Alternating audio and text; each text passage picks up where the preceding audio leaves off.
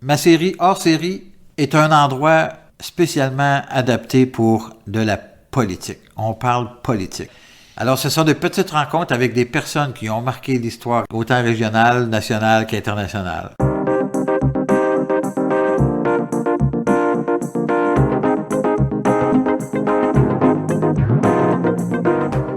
1, 2, 3, 4, 5, test. Alors aujourd'hui, je vous présente un ami personnel, un politicien de longue date puisqu'il a commencé sa carrière en 85. Donc, on est en 2020. Ça fait un bag, comme on dit. Et une personne tellement intéressante que j'ai vraiment hâte de vous le présenter. Une personne attachante, bien évidemment aussi, un père de famille, un grand-père, mais quelqu'un qui a été aussi et particulièrement très actif sur la scène internationale de par ses rôles successifs de politicien et de ministre des Affaires étrangères, mais aussi en titre d'ambassadeur du Canada à Paris. Je vous présente Lawrence Cannon.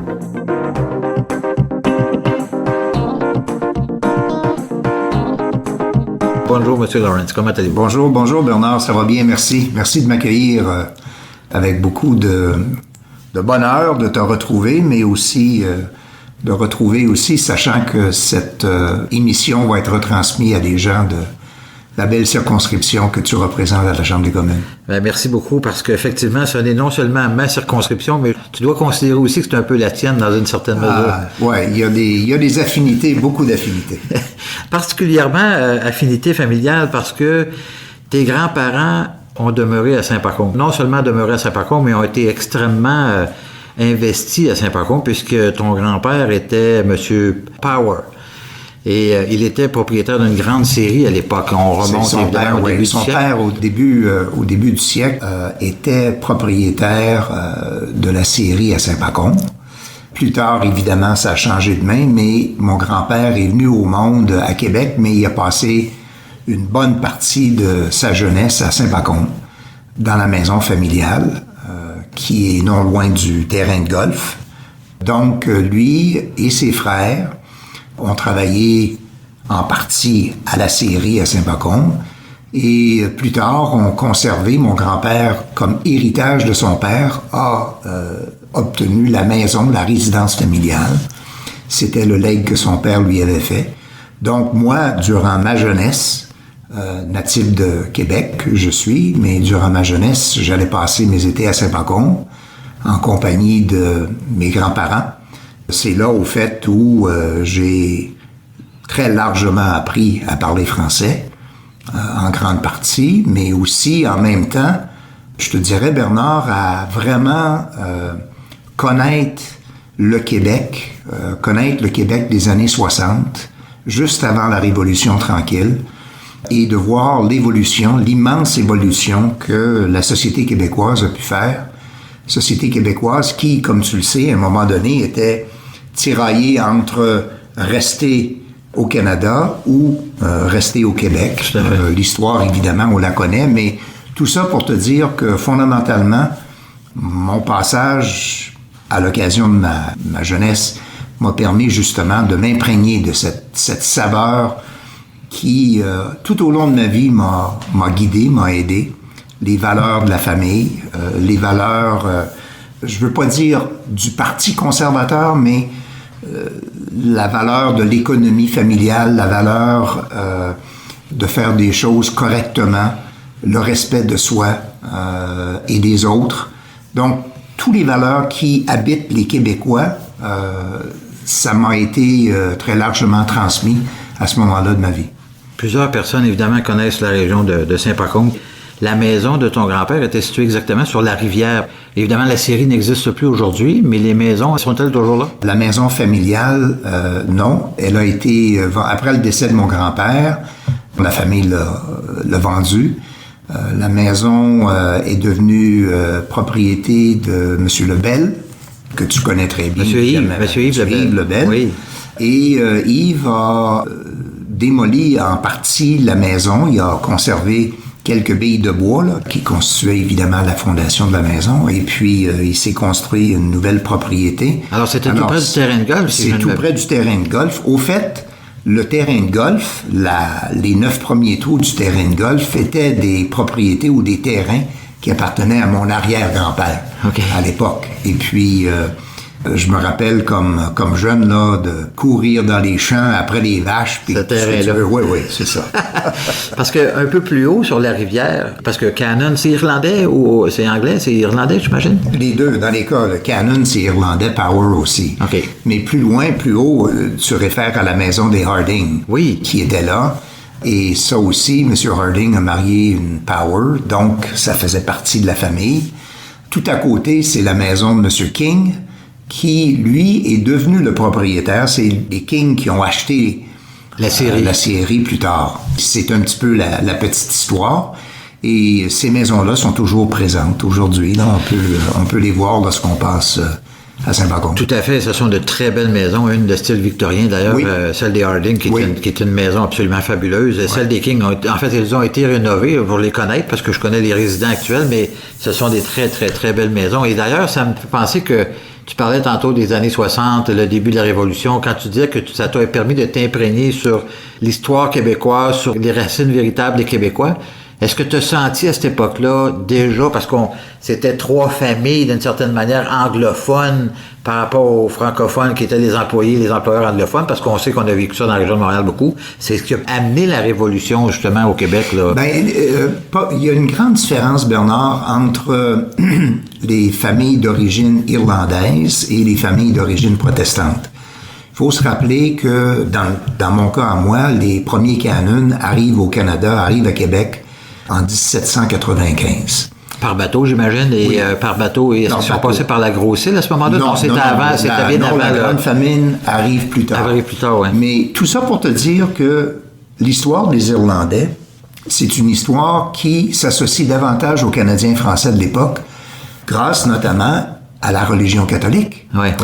Donc, les protestants, ne vivant pas la même religion, n'ont pas le même sentiment ou ne vivent pas de la même manière, si tu veux, les émotions que les Québécois ont fait part à partir, disons, de la Révolution tranquille, de la prise de pouvoir de Jean Lesage et par la suite, évidemment, toutes les choses que toi et moi, on connaît. Mais essentiellement, les Irlandais ont toujours choisi de s'intégrer. Oui, de s'intégrer, mais aussi de travailler dans le domaine de la politique, de travailler dans le domaine de la législation. Beaucoup, par exemple, mon grand-père était un avocat de formation, mes deux grands-pères au fait, et ils ont, à travers cette façon de faire ou cette formation, si tu veux, se sont, comme minorité, trouvé une façon de rayonner ou de faire valoir les positions des Irlandais catholiques qui étaient minoritaires. Et rappelons que l'histoire de l'époque faisait que les Irlandais ont fui l'Irlande parce qu'ils étaient dominés par les Anglais. Par les protestants. Et c'est ça. Ouais. Et donc, il n'y avait pas nécessairement une bonne chimie entre les deux. Et c'est pour cette raison que beaucoup de Québécois, regardons les Claude Ryan, les Daniel Johnson, père, Pierre-Marc Johnson, etc.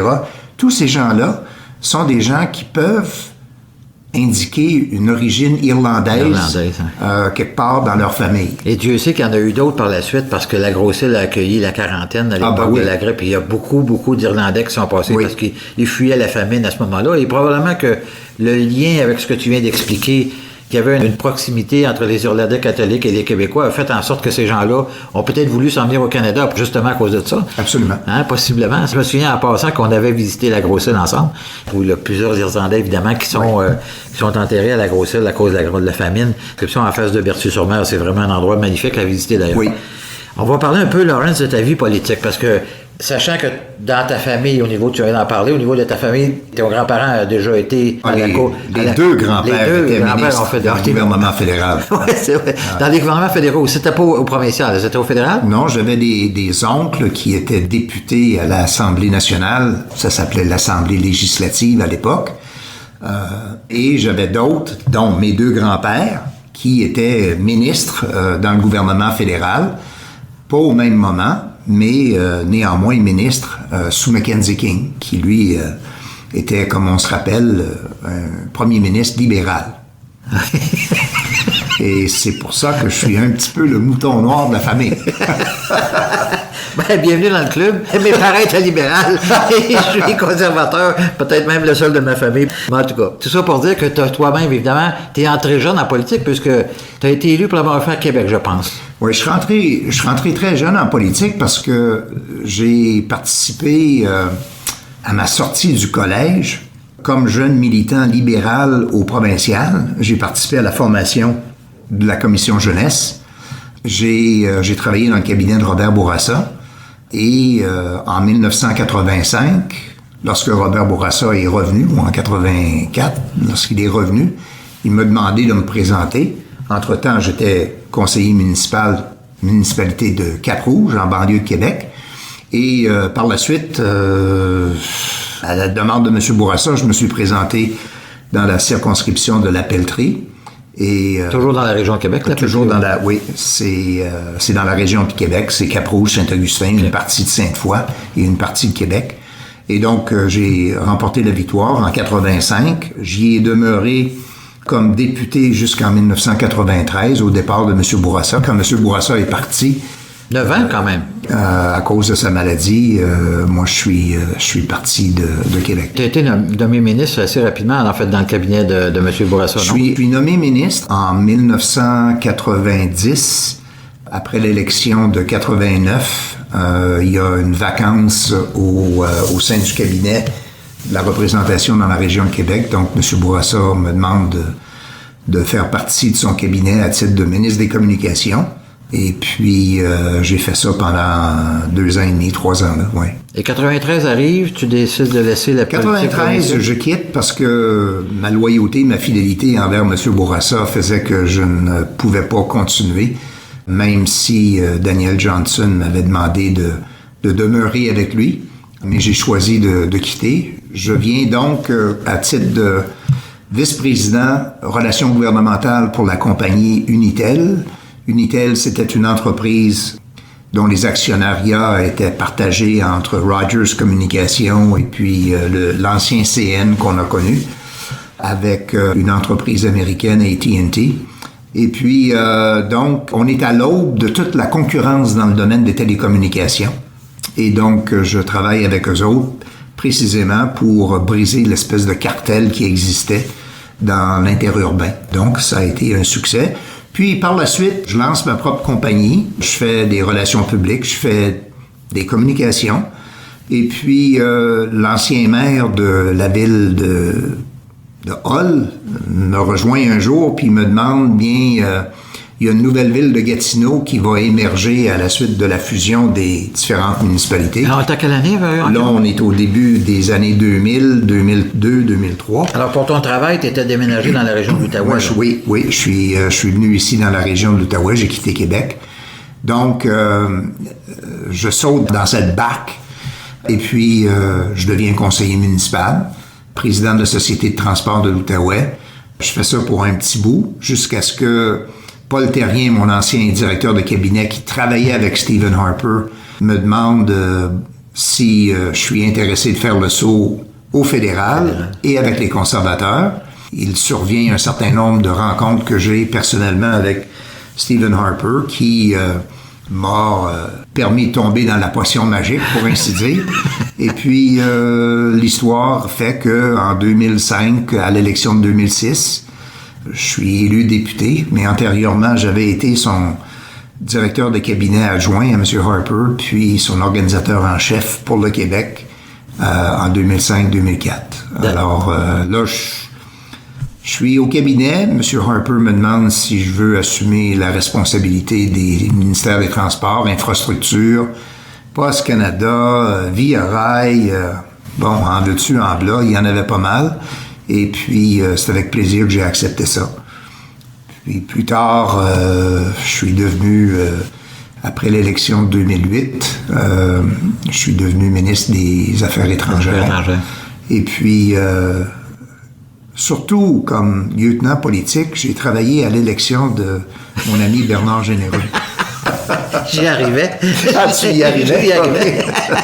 D'ailleurs, j'avais pu compter sur ta présence dans mon côté. Je me souviendrai toujours dans une conférence de presse qu'on a faite dans notre résidence pour personnes âgées. T'avais lâché une boutade au Bloc québécois à Gilles Duceppe à l'époque. Je peux pas te la laisser, mais c'était une pointe assez piquante, merci.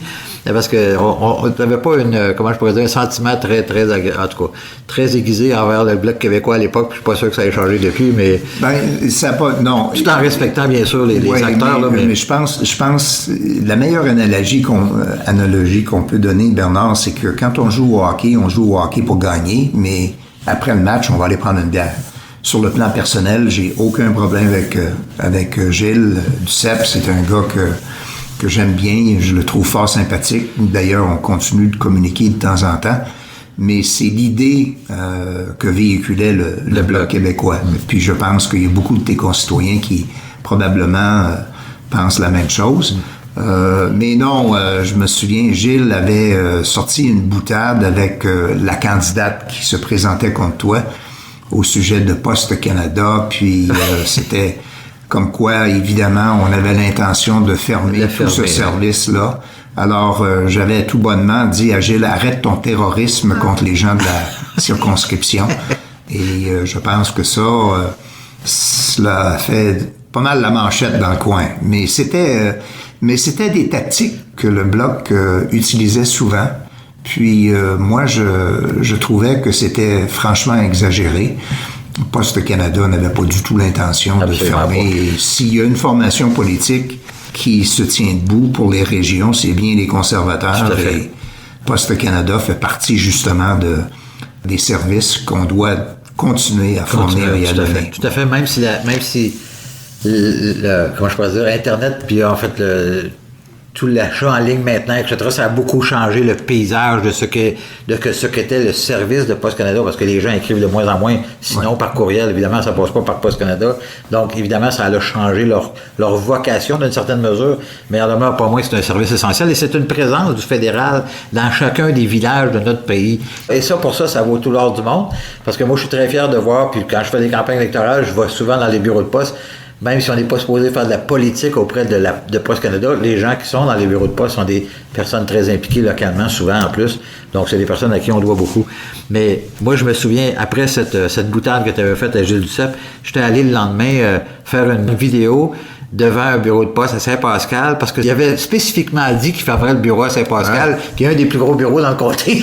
J'étais allé avec, je me souviens plus ce que j'avais dans les mains, des plans, je me souviens pas trop. J'ai dit, avant, je suis plus capable d'envoyer mes affaires par la poste à Saint-Pascal. Il va y avoir beaucoup d'eau qui va couler en dessous des portes, qu'on avait bien rigolé avec ça. Mais ça me rappelle aussi que justement, à cette élection partielle où j'avais gagné par environ 1500 voix, tu étais venu, on avait fait un message téléphonique avec Jacques Demers qui venait d'être nommé aussi. Ah oui, Jacques Demers, en fait, ça m'a beaucoup aidé. D'ailleurs, ta présence m'a beaucoup aidé. Parce que les gens dans le comté se souviennent, en tout cas dans la région du Kamouraska, se souviennent de toi, se souviennent de ta famille pour plusieurs. Et tu as encore des très grandes connaissances. On fait des personnes à qui tu viens visiter régulièrement la région et c'est tout en l'honneur de le faire. Ah, chaque année. Mais cette année, tu n'y étais pas parce que je voulais jouer au golf. Tu avais un autre engagement. Alors, je suis allé, mais sans doute, tu m'aurais donné une volée. Ouais. En fait, il faut dire que tu es un grand amateur de golf. Je ne sais pas si tes promenades dans l'ancien terrain de golf, en fait, ce qui est devenu le terrain de golf a donné cette impulsion aux joueurs de golf que tu es devenu. Mais au-delà de ça, je pense que l'importance de revenir à ses racines, c'est toujours très apprécié de la part, en tout cas de ma part. Et en 2010, je venais d'être nommé ministre des Affaires étrangères et il est arrivé le tremblement de terre. Moi, je venais d'être élu en novembre. Et c'est arrivé, si je ne m'abuse, le 11 janvier, quelque part dans ce coin-là, 10-11 janvier. Et j'étais à Ottawa quand c'est arrivé. Tu nous avais appelés dans une réunion. En fait, tu avais organisé des réunions spéciales pour qu'on puisse trouver des façons d'aller chercher les réfugiés à l'aéroport, etc. Tu avais fait des efforts incommensurables pour aider les Haïtiens à ce moment-là. Évidemment, cette communauté haïtienne, elle est importante dans la région de Montréal, dans la région de Québec, comme tu le sais, et un peu partout à travers le Québec. D'abord parce qu'il y a des liens d'amitié de longue date, une langue commune qu'on partage. Tout à fait. Et donc, au moment de ce terrible tremblement de terre, on a voulu mobiliser le plus grand nombre de personnes. Le gouvernement du Québec était mobilisé. On a travaillé avec les autorités du Québec. On a travaillé avec les autorités des différents hôpitaux, etc. Peter MacKay, qui, tu te rappelleras, était ministre de la Défense, avait dépêché des bâtiments de guerre simplement pour être là au service des gens. Jason Kenney, qui était ministre de l'Immigration, avait facilité l'avenue d'un certain nombre d'immigrants haïtiens, avait accéléré le processus pour que ceux-ci puissent retrouver non seulement leur famille, mais un nouveau départ dans la vie dans ce beau pays qui est le Canada. Ouais. Alors, il y avait un certain nombre de choses qui ont été faites et puis, honnêtement, tout le monde a mis l'épaule à la roue puis je pense qu'on a réussi tout grandement à bien tirer notre épingle du jeu avec cette terrible tragédie. J'étais moi-même monté à Montréal à la demande de ton bureau, tout ça, pour aller accueillir des réfugiés qui, évidemment, arrivaient en plein hiver à l'aéroport de Montréal, qui n'avaient pas rien, même pas de sucre, puis il n'y avait rien. Ouais, c'est ça. On a tenté d'aider ces gens-là de toutes sortes de façons pour s'assurer, dans les circonstances, d'intégrer de la façon la plus appropriée possible leur pays d'adoption. Lawrence, tu as lancé un livre il y a un an, un peu plus tout près de 2 ans. 2 ans maintenant. Ouais. Quels étaient les sujets principaux de ton livre? L'idée, dans le fond, c'était d'écrire mes mémoires politiques. Paul Terrien, qui a rédigé le livre, mon ancien directeur de cabinet, et Paul a une plume absolument extraordinaire. Donc, on a travaillé sur ce dossier-là, ou enfin sur mes mémoires, pendant tout près d'un an et demi. J'ai voulu raconter, parce que je trouvais que au Québec, dans le fond, contrairement évidemment à d'autres pays, et là je réfère notamment à France où les politiciens vont créer une espèce de patrimoine de vécu, un patrimoine culturel, et vont rédiger des livres qui sont disponibles à plusieurs personnes, ou enfin aux gens qui s'y intéressent. Puis je trouvais qu'il y avait une certaine faiblesse du côté du Québec et du côté du Canada de raconter. Puis je me suis dit, bon, bien, ce serait non seulement amusant pour le faire là, puis commencer à constituer une espèce d'aider tout au moins à habiller le patrimoine québécois-canadien, puis avec un livre. Puis l'autre affaire, évidemment, c'est d'être capable de dire à mes enfants, bien, regardez, il y a quand même une histoire ici qui a été rédigée. Donc, dans les premières parties de mes mémoires, j'ai beaucoup parlé de mon enfance, Saint-Pacôme, le lac Trois-Saumons, mon passage dans le bas du fleuve, ce qu'on a décrit et ce qu'on a discuté, mes relations avec mon grand-père, puis plus tard, et avec ma famille, ma cellule familiale, plus tard, j'ai parlé de mes premiers balbutiements, si tu veux, ou mes premiers pas en politique avec Robert Bourassa. J'ai parlé de mon passage au gouvernement du Québec comme ministre des Communications. Je traite assez longuement de tout le volet de communication parce que, tu le sais, pendant la Révolution tranquille ou peu de temps après, le Québec réclamait la souveraineté culturelle. C'était un thème de M. Bourassa, donc les communications faisaient partie de ça. Alors, je parle de ça. Je parle de mon passage au niveau municipal. Je parle aussi du passage au gouvernement fédéral avec le ministère des Transports. Il y a un chapitre qui est consacré là-dessus. Et je termine avec mon rôle, ou enfin... La cerise sur le Sunday, je dirais, moi, en tout cas pour ma part. Après ça, on traite des affaires étrangères, puis finalement, la cerise sur le Sunday, comme tu dis... Ton rôle comme ambassadeur à Paris. Mon rôle comme ambassadeur à Paris.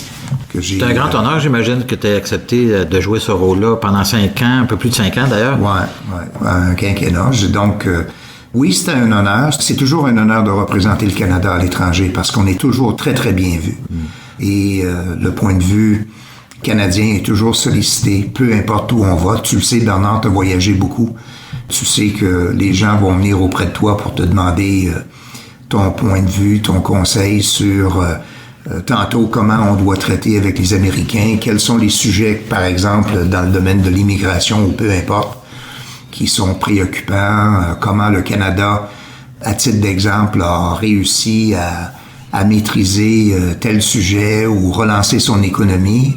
Une des choses qui me revient souvent lorsque j'étais en Europe, lorsque j'étais en France, on était là au moment de la crise monétaire. Hein? Tu te rappelleras que c'était une période assez difficile pour l'Europe. Plusieurs pays, notamment le Portugal, la Grèce. L'Italie, était littéralement faillite, finalement. Oui. Ouais. Alors, la crise de l'euro a provoqué bien des choses et je me souviens très bien le nombre de politiciens français qui venaient me voir pour me demander, mais vous, comment vous avez fait? Comment M. Harper et son gouvernement ont réussi à maîtriser les finances publiques? Et ça m'a toujours fait plaisir parce que c'est un élément indicateur des conservateurs de la droite au Canada, d'être capable de maîtriser. De la bonne gestion, finalement. C'est de la bonne gestion. C'est de la bonne gestion. Pour ne pas paraphraser le premier ministre Trudeau, les finances, ça ne s'équilibre pas tout seul. C'est impossible. Il faut y mettre du sien, puis il faut surtout de prendre des décisions qui souvent ne sont pas faciles, mais qui doivent être prises. On se souvient qu'à cette époque-là, pour retrouver l'équilibre budgétaire, j'en ai payé le prix moi-même en 2011 lors de la réélection où j'ai perdu par 9 votes, tu t'en souviendras. Et moi, j'ai des souvenirs impérissables de nos caucus, parce que c'est quelque chose parce que tu as été lieutenant du Québec pour M. Harper, et c'est des choses que les gens ne voient pas, bien sûr, mais les réunions du caucus sont des réunions privées entre nous, les députés, et où on peut se parler ou se dire en cas de Dieu, qu'est-ce qu'on a à se dire. Et je me souviendrai toujours de ma première rencontre où j'avais trouvé un peu houleuse et ma tête n'arrêtait pas de regarder à gauche, à droite pour me dire, coudonc, je suis assis à la bonne table parce que je trouvais qu'on s'invectivait quand même passablement entre nous, mais c'était, comment je peux dire, j'ai appris évidemment à comprendre que tout ça c'est pour le bien de l'avenir de notre parti, l'avenir des Canadiens, l'avenir de... Parce qu'on a chacun, dans nos personnalités, nos forces, nos faiblesses, mais aussi nos connaissances qu'on partage avec les autres en disant, on devrait faire telle chose de telle façon. Et j'avais été vraiment très surpris de ces rencontres-là. Et d'ailleurs, encore aujourd'hui, dans nos caucus, on n'est pas toujours d'accord sur la façon dont on doit agir ou quel angle on doit prendre telle ou telle politique. Et ça amène des discussions très, très importantes que le public ne verra jamais. Mais tu as bien raison, parce que toi qui as œuvré sur la scène municipale... Tout à fait. Tu sais que sur la scène municipale, oui, il y a des débats qui se font publics, mais il y a aussi du huis clos. Oui. Et dans le public, vous n'êtes pas tenu nécessairement à dire, ça va être la ligne de parti. Oui, tout à fait. Dans le parti ou sur la scène provinciale ou fédérale, quand on est dans une formation politique, on doit vigoureusement défendre son point de vue. On le fait à l'intérieur du caucus, mais lorsque c'est terminé, on a une position qui est commune et c'est celle-là qu'on défend. Pour ça, tu te rappelleras, Bernard, mais l'une des choses que Stephen Harper avait dit au caucus, à l'un de ses caucus, je pense, c'est probablement peu de temps après ton élection, il avait dit « Méfiez-vous, les députés, ne vous prononcez pas aux journalistes sur un sujet comme tel, attendez la fin du caucus, parce que vous risquez de grimper dans les rideaux ou vous peinturez plutôt dans le coin, puis ça va être pas mal difficile de sortir de là sans te mouiller. » Je peux pas déplorer ça parce que c'est la façon que ça fonctionne, mais le fait que les Canadiens ne voient pas toute la réflexion qu'il y a en arrière de chacun des projets de loi qu'on présente, ou pour quelles raisons on prend telle ou telle décision ou telle orientation, là on se ramène aux valeurs véritablement d'un parti politique, aux valeurs des Canadiens qui le dirigent, donc les valeurs conservatrices dans notre cas, ou libérales dans d'autres. C'est là où on va chercher de façon intrinsèque l'être qu'on est, le politicien qu'on est. Et ça c'est en tout cas, moi je trouve ça dommage que les Canadiens puissent pas voir toute cette réflexion-là, parce que des fois, moi j'en parle avec mes frères et sœurs sur qui on a beaucoup de différents, en fait on se fait ça de façon très respectueuse, on est 8 frères et sœurs chez nous, et Luc, mon frère, pour pas le nommer, est un séparatiste de longue date, mais en même temps, aujourd'hui, je vous dirais qu'il est très content d'être Canadien avec les aides que le gouvernement a mis sur la table dans les derniers mois, mais je le disais au départ, ma famille était plus libérale que conservatrice, mais il en demeure pas moins que les discussions qu'on avait et qu'on a toujours entre nous, elles sont au même titre de celles qu'on a dans un parti politique. Et on a les mêmes, comment je pourrais dire ça, des fois les mêmes peurs, les mêmes anxiétés par rapport à la perception que les gens vont saisir. Bon, évidemment, on a des enjeux sociaux qui nous collent un peu à la peau, nous les conservateurs. Au-delà de ça, je pense qu'on est un parti qui a bien géré le Canada. Mais sur les enjeux sociaux, c'est important, Bernard, de rappeler que à l'intérieur du Parti conservateur, sur les enjeux sociaux, on a toujours la liberté de choix. On n'est pas tenu de tenir la ligne du parti. Et je dois dire que moi, personnellement, mes convictions sont bien différentes de peut-être plusieurs de tes collègues d'aujourd'hui, mais de mes collègues à l'époque. sur la peine capitale, sur le choix, etc. Nous sommes ce qu'on appelle des progressistes dans une certaine manière. Oui, je suis de la droite, mais je ne suis pas de la droite extrême. Ouais. Et donc, M. Harper m'avait dit, Lawrence, tu es tout à fait libre de fonctionner selon ta conscience. Et moi, c'est ce qui fait la beauté du Parti conservateur.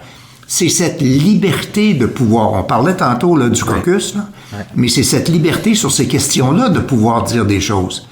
Et je ne cesse de le répéter à qui veut l'entendre, que ça, c'est une chose qu'aucune autre formation politique. On parlait du Bloc tantôt. Ils sont tenus de voter selon la ligne du parti sur ces questions-là. Tout à fait. La même chose avec les libéraux. On a même vu le NPD. Et donc, moi, c'est ce que j'ai toujours apprécié avec les conservateurs. C'est qu'on peut être de la droite. On parlait de la responsabilité fiscale. On parlait des valeurs familiales. On parlait de la question des droits et libertés. Mais sur les questions sociaux, on a tout à fait la liberté d'agir. Tu as tout à fait raison. C'est encore le cas d'ailleurs aujourd'hui avec notre nouveau chef, Erin O'Toole. Je voulais aborder rapidement la question, les 5 années où tu as été à Paris. Comment tu as vu évoluer le Canada de l'extérieur? Parce que tu as eu la possibilité, évidemment, de prendre des décisions ou de rapporter des décisions que nous prenions au Canada en fonction de libre-échange, par exemple, ou de différentes... Parce que tu as travaillé sur ce dossier-là du libre-échange, entre autres. Comment tu as perçu le Canada par rapport à ça? Pour moi, ce dossier-là, c'est probablement l'un des dossiers majeurs de l'héritage de Stephen Harper.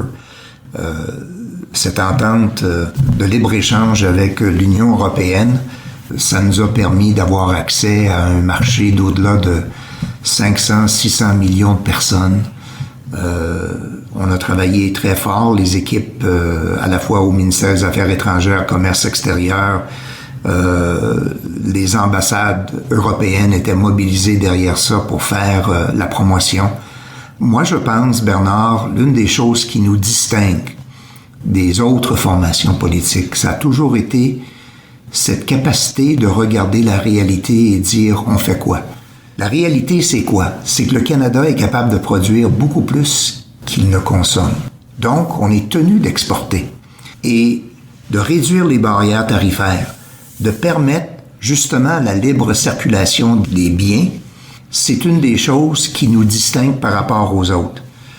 L'Union européenne, ce pan-là, comme le dossier transpacifique, les négociations qui ont eu cours et puis notre adhésion à ça, permet que le producteur canadien, le manufacturier canadien de produits a accès sans taxe tarifaire à au-delà de 60% du PIB mondial. Et ça, c'est des choses qui ont commencé avec Brian Mulroney, qui se sont accélérées avec Stephen Harper. Puis, lorsque les conservateurs vont reprendre le pouvoir, parce qu'on va reprendre le pouvoir, c'est sûr et certain. C'est des choses qu'on va continuer à supporter parce que l'engin, le moteur économique de notre économie, c'est la petite entreprise et c'est comme ça qu'on crée de la richesse. Et donc, je résume ça et je vais dire, c'est des choses, c'est un message que j'entendais souvent en Europe. Tu parlais de l'accord de libre-échange, ça a été très bien vu. Tu parles de la position canadienne avec ses alliés, ça aussi, ça a été très bien vu. J'essaie de revenir sur le rôle qu'on a joué dans le G20, par exemple, où on a été capable de démontrer qu'on a été la première économie à sortir de la crise financière. On était la dernière et on a été la première.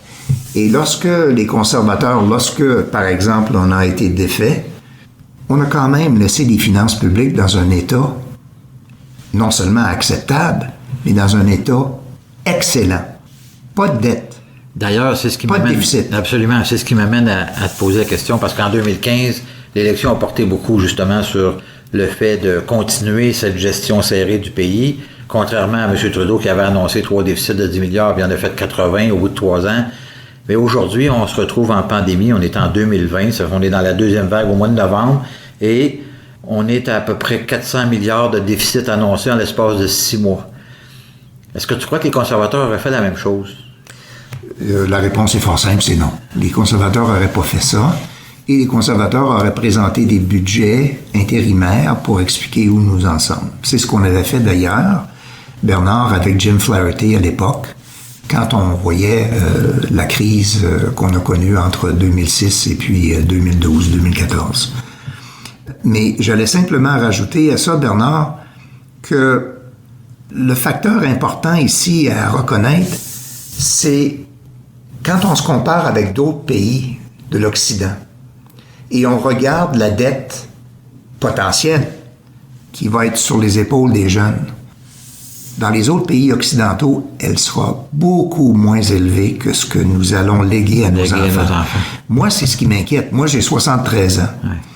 Et je m'inquiète pour mon petit-fils. Je m'inquiète pour mes enfants. Parce que eux vont devoir payer cette dette-là.